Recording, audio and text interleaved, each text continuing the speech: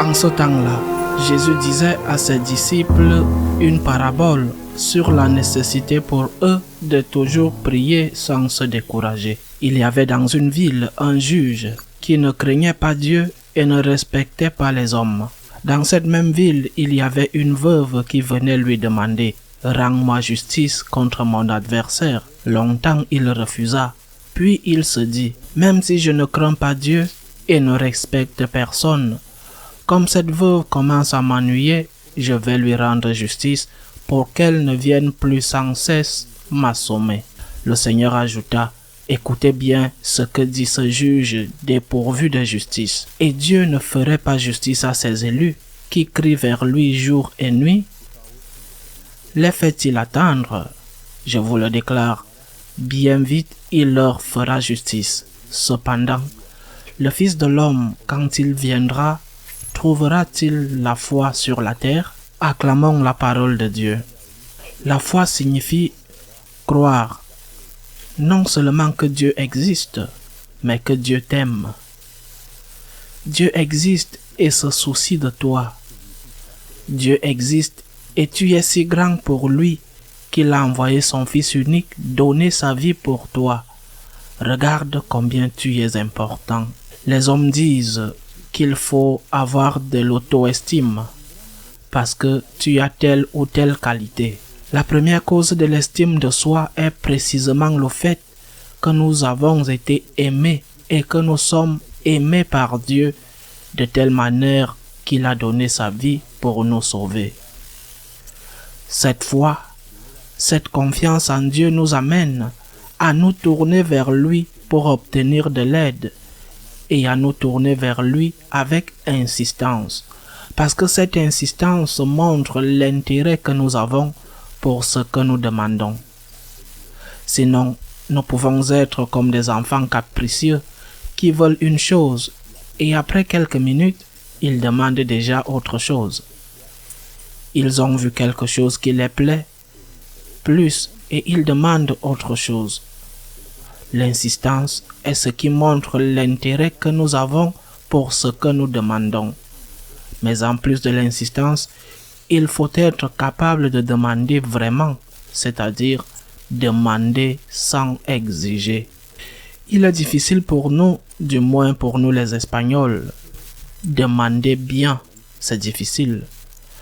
Sans nous rendre compte, même si la formule est celle d'une demande, sans nous rendre compte, c'est une exigence.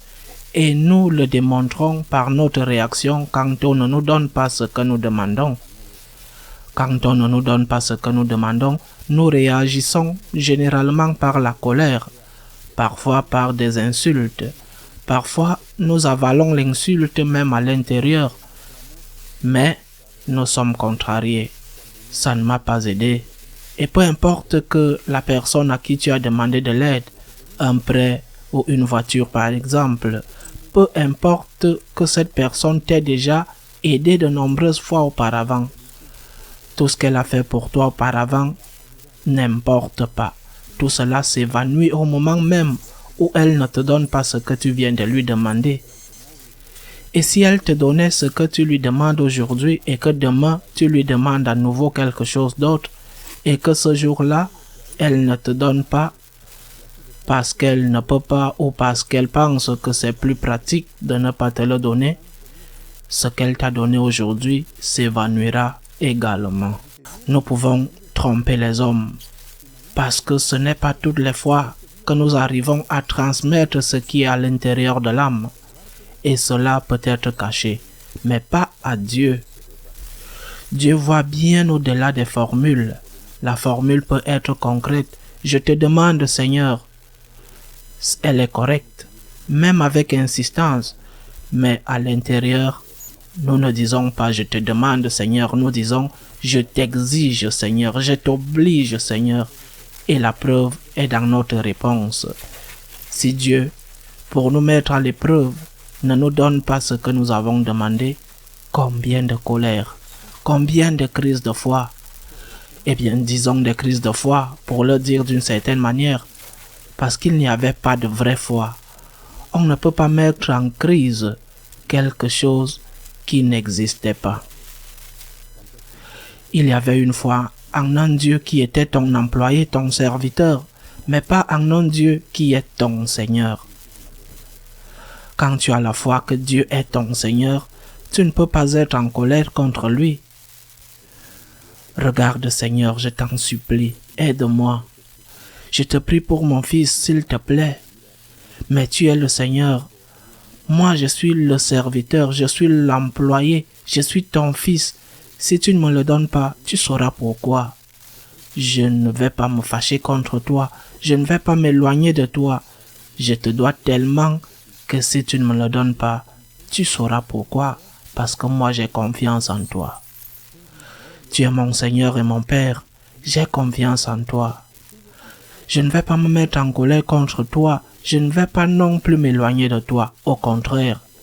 Je continuerai par t'aimer, par te chérir, par t'obéir, par t'adorer, parce que tu es mon Seigneur. C'est ça la vraie foi.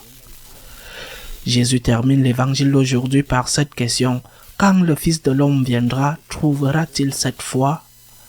La foi de celui qui croit en la puissance de Dieu, la foi de celui qui croit en la seigneurie de Dieu, la foi de celui qui croit en l'amour de Dieu, la foi de celui qui demande avec insistance, mais n'exige pas, la foi de celui qui est reconnaissant pour ce qu'il a reçu, mais ne se met pas en colère s'il ne le reçoit pas.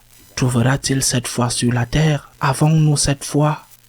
Si nous ne l'avons pas, demandons au Seigneur d'augmenter notre foi. Ainsi soit-il.